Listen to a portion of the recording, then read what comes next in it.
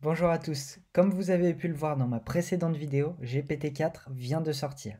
Donc GPT-4, il va être maintenant multimodal. Donc ça déjà c'est une très bonne nouvelle.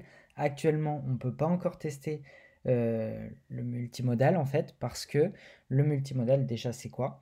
C'est la possibilité d'ajouter donc un mode, admettons, ça va être du texte to texte comme on a l'habitude de le faire avec ChatGPT 3.5 classique. Et en fait, maintenant, le multimodal, ça va nous permettre du coup d'ajouter des modes. Donc, admettons le mode vidéo, le mode photo, le mode audio, etc. Donc, ce qui a été, enfin les rumeurs, on va dire, parce que ça n'a pas encore été annoncé, les rumeurs, c'est qu'il y aura déjà un mode pour l'audio, un mode pour la photo et un mode pour la vidéo.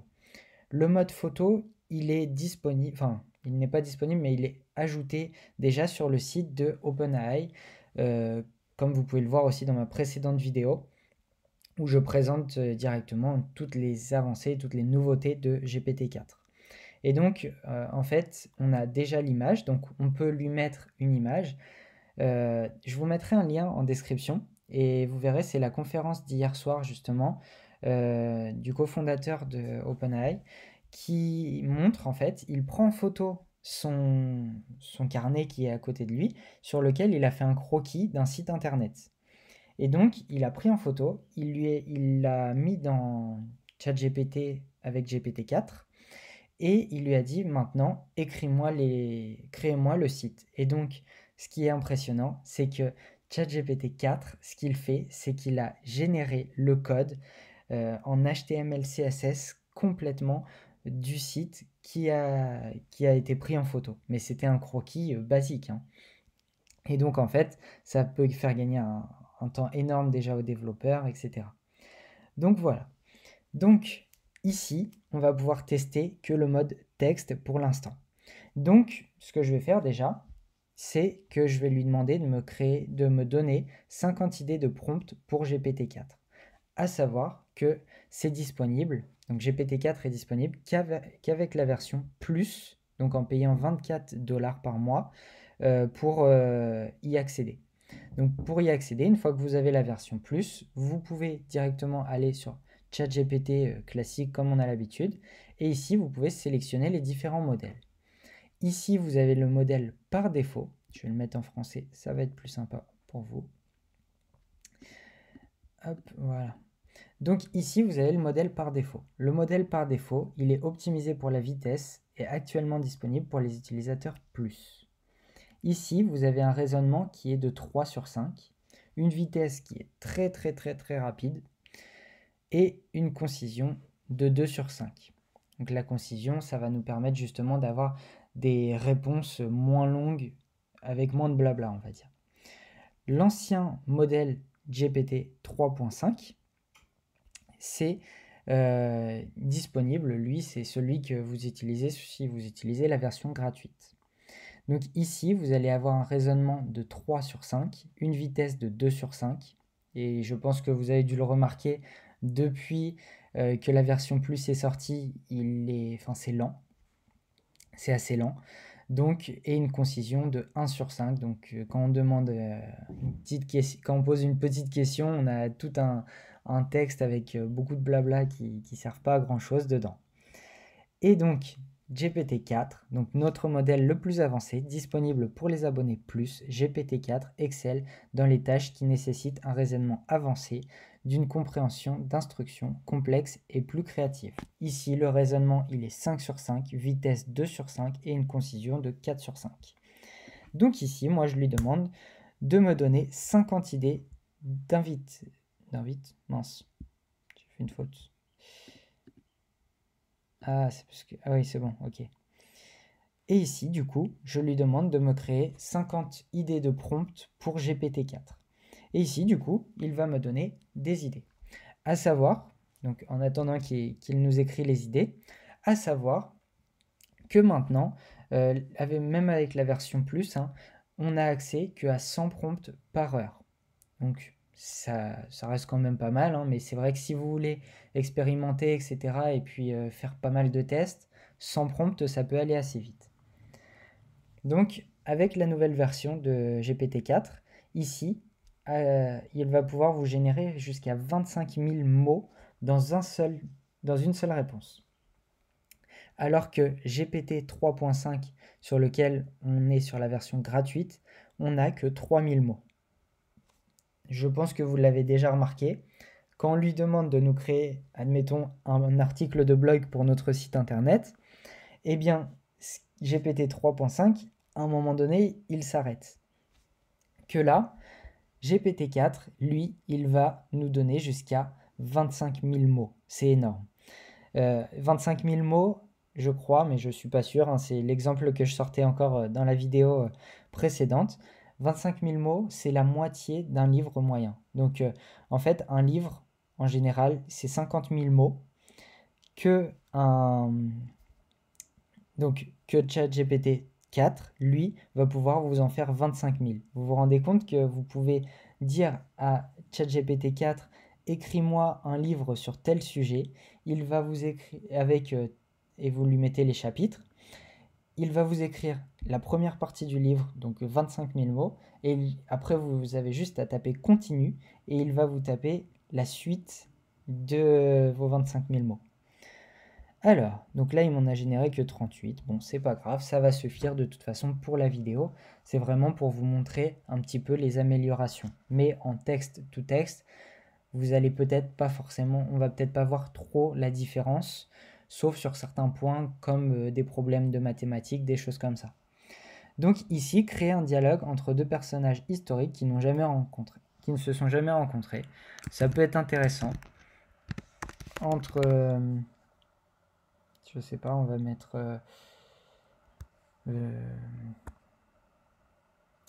bonne idée, bonne question plutôt. Joule par exemple. Et je sais pas, j'ai pas trop d'idées là en tête comme ça. Joule, c'est parce que j'ai écouté juste avant de faire la vidéo. Et Macron, par exemple. Voilà, et donc là, il va nous faire un dialogue entre un rapport français et un homme politique français et ancien président de la République française, d'accord. Bon, il y est actuellement, mais bon. Salut Monsieur Macron, c'est vraiment un plaisir de vous rencontrer. Donc ça, il va plus pousser la chose que ChatGPT 3.5. Il y a aussi, donc en attendant qu'il fasse les prompts, décrire un nouveau sport adapté à la vie sur Mars. Donc, à savoir aussi que GPT-4, lui, va pouvoir vous inventer des histoires plus cohérentes. Je ne sais pas si vous avez essayé, mais quand vous mettez vous demandez à ChatGPT 3.5 de créer des choses qui n'existent pas, qui sont fictives, etc., il y a souvent des incohérences dans les textes. Donc, admettons, vous lui demandez d'écrire encore une fois un article de blog euh, sur un truc sur Mars et puis je sais pas, un sport adapté voilà, à la vie sur Mars tout simplement, eh bien ce qu'il va faire, le problème, c'est qu'il va vous donner des choses qui sont très incohérentes et qui vont pas trop forcément ensemble. Que là, lui, il va être beaucoup plus puissant sur cette partie-là. Ensuite, imaginez une journée dans la vie d'un animal de compagnie intelligent, d'accord, ça, pour pas mal de choses, hein, il peut nous les faire quand même en 3.5, créer un guide de survie pour un voyage dans le temps. Ça, on va l'essayer. Ça peut être intéressant justement pour tester sa capacité à nous écrire pas mal de lignes, un grand texte, etc. Donc ici, on revient à notre texte entre Joule et Emmanuel Macron. Salut Monsieur Macron, c'est vraiment un plaisir de vous rencontrer. J'ai toujours été curieux de savoir ce que vous pensez de la musique et de la culture hip-hop en France. Macron, bonjour Joule. Je dois vous avouer que je ne suis pas un expert en musique rap, mais je suis conscient de l'importance de la culture hip-hop en France. C'est un moyen d'expression artistique, ok. C'est vraiment la musique et le pouvoir de rassembler des gens. Donc voilà, il nous a créé un texte fictif complètement entre Emmanuel Macron et Joule. Bon, c'est assez marrant. C'est à tester. De toute façon, il faut faire plusieurs tests pour voir la puissance que peut avoir que peut avoir GPT-4.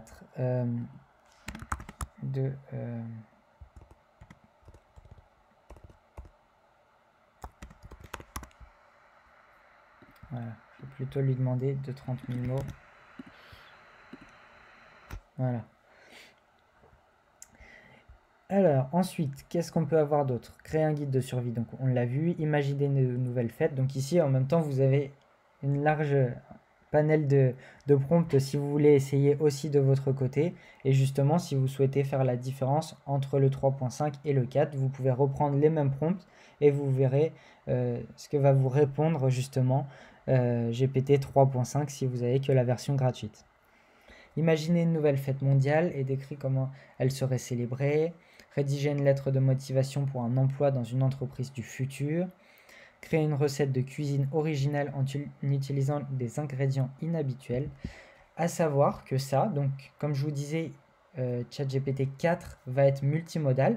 Donc ici, quand on va envoyer, donc quand ça sera disponible, hein, actuellement ça ne l'est pas, mais quand ça sera disponible, vous pourrez directement aller mettre la photo des ingrédients que vous avez sur votre table et vous pouvez lui dire, donc l'exemple qu'il y a sur le site d'OpenAI, c'est directement, vous avez des œufs, du lait, de la farine et vous lui demandez directement qu'est-ce que je peux cuisiner avec ces ingrédients-là. Et puis lui, il va directement aller chercher qu'est-ce que vous avez sur votre photo comme ingrédients, il va les reconnaître et il va vous générer une liste de choses que vous pouvez cuisiner.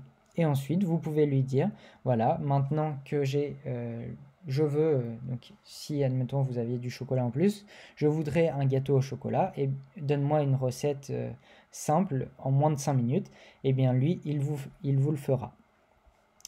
Invente un nouveau langage et présente ses principales caractéristiques. Ça, j'avais essayé avec le 3.5, c'était pas très fameux. On va pouvoir l'essayer justement avec la nouvelle version.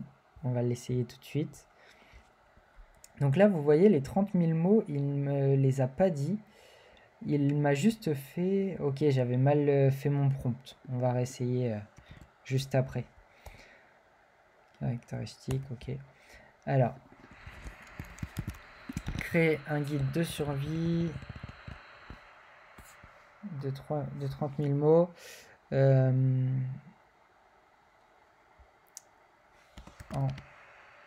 reprenant... Non. Moi, je pourrais dire...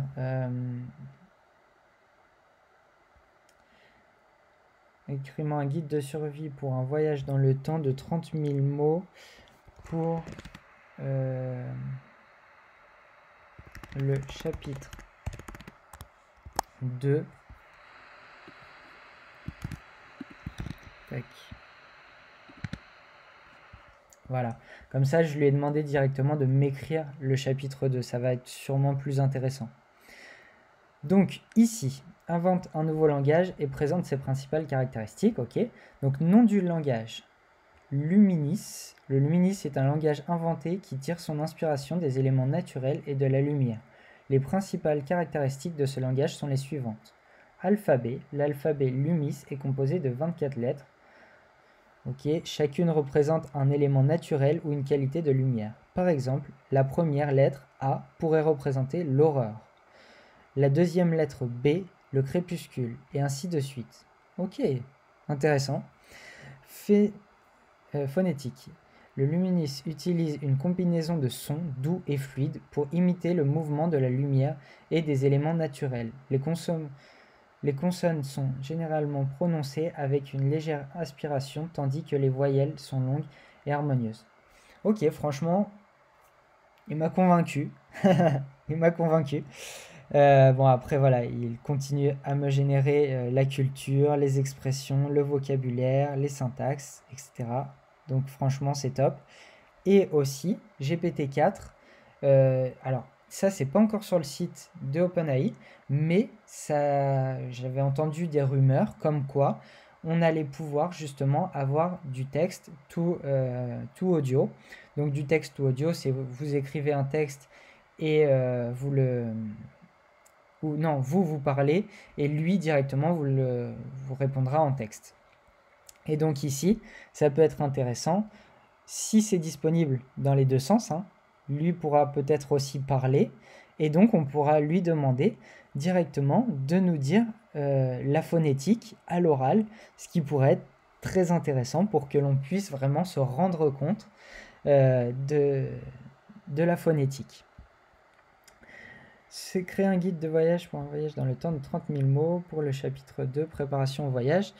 Et on peut lui dire dans la langue luminis. Voilà. Peut-être que ça va être intéressant et on va voir si ça va marcher. Parce que moi, justement, j'avais essayé à une langue fictive inventée précédemment. Il n'est pas possible de créer un guide de survie. Ok.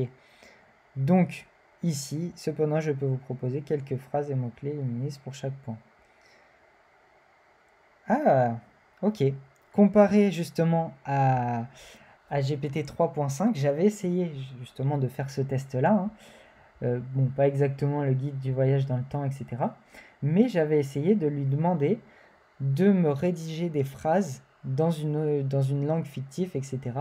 Et là, finalement, il me dit, ok, qu'il ne peut pas le créer entièrement, mais avec de l'entraînement, je suis sûr.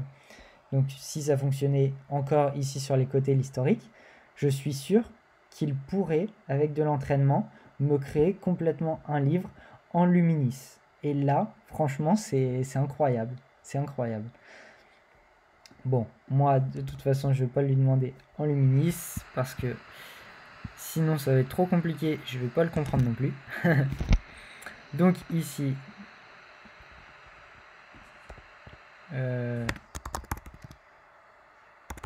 voilà, dans la langue française, ça va être plus compréhensible. Et on va tester justement si les 30 000 mots, ça fonctionne. Donc, normalement, je pense, hein, ça a été annoncé sur leur site, donc il n'y a pas de raison.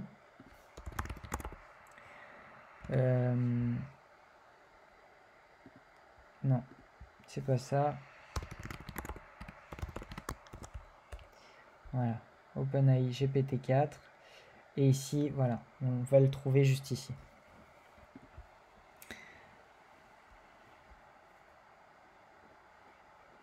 Alors, donc ici, vous allez voir. Donc en fait, ils lui ont fait faire plusieurs tests à des examens. Et GPT-4 a plutôt bien résolu les problèmes qui étaient aux examens. Donc, comme vous pouvez le voir, je vous mettrai aussi le lien de ces articles-là dans la description. À savoir que si ça vous intéresse, j'ai fait une vidéo complète sur le sujet. Et donc ici, vous voyez l'examen du barreau, il est 298 sur 400. Là, pareil, GPT-4. Et GPT 3.5, lui, il est à 213. Donc, moins performant que GPT-4. Après, à savoir qu'il y a certaines fois, comme celle-ci par exemple, où là, GPT 3.5 a surpassé GPT-4. Donc là, c'est assez fort. Mais en problème de maths, vous voyez, 700 sur 800, 690 sur 800, et là, 590 sur 800. Donc là, à savoir qu'en mathématiques, GPT-4 est beaucoup, beaucoup plus avancé que ChatGPT 3.5. Et pareil pour d'autres examens. Et ici, comme ça vous permet, donc là, vous pouvez le screen ou regarder, mais ça vous permet directement de voir sur quel sujet ils ont amélioré GPT-4 et sur quel sujet vous pouvez le mettre un peu en compétition, en fait. Hop, voilà, je mets mon PC en charge, excusez-moi. Donc voilà. Et ensuite, vous avez voilà, le chargeur ici, comme ça je vous le montre quand même.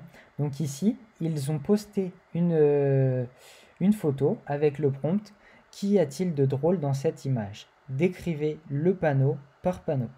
Et donc ici, l'image montre un paquet pour un adaptateur Lightning câble avec 3 panneaux. Donc je pense que c'est celui-ci avec le paquet. Panneau 1, un smartphone avec un connecteur VGA, un grand connecteur bleu, etc. Vous voyez comment il détecte bien les images. Et là, c'est comme je vous disais tout à l'heure, avec un site internet ou autre, franchement, c'est incroyable.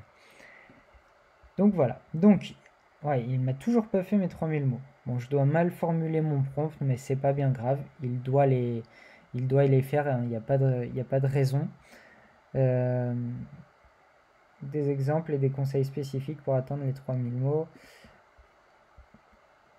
Je sais pas pourquoi il m'écrit pas le chapitre en entier.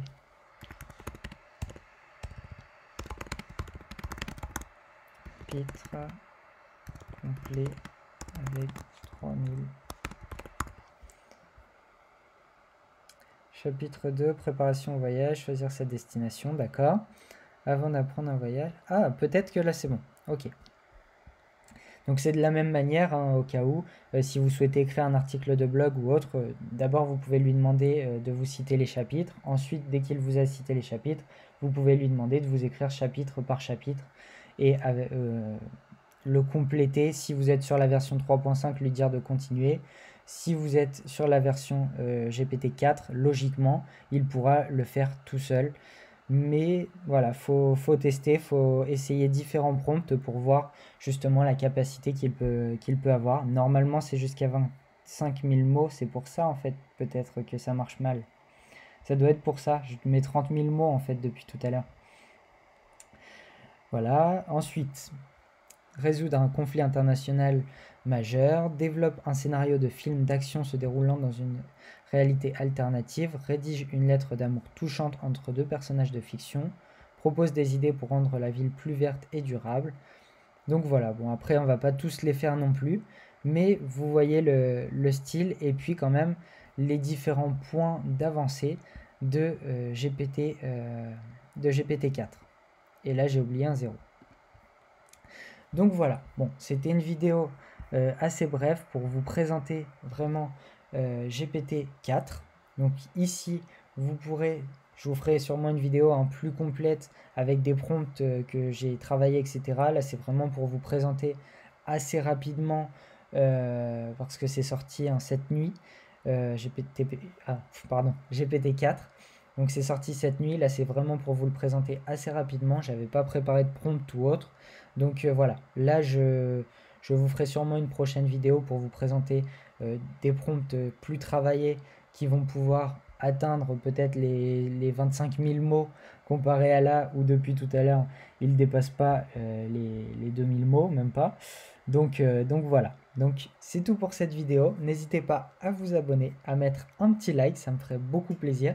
Et puis je vous ferai une vidéo prochainement avec des prompts très travaillés qui vont pouvoir d'ailleurs eux atteindre peut-être les 25 000 mots ou au moins que vous pourrez vous resservir par la suite qui peuvent être intéressants comme par exemple des problèmes de mathématiques, des choses comme ça que je vais pouvoir demander de résoudre à GPT-4, sachant qu'on a vu précédemment dans cet article-là que GPT-4 était beaucoup plus puissant en termes de mathématiques. Allez, je vous dis à bientôt pour une prochaine vidéo.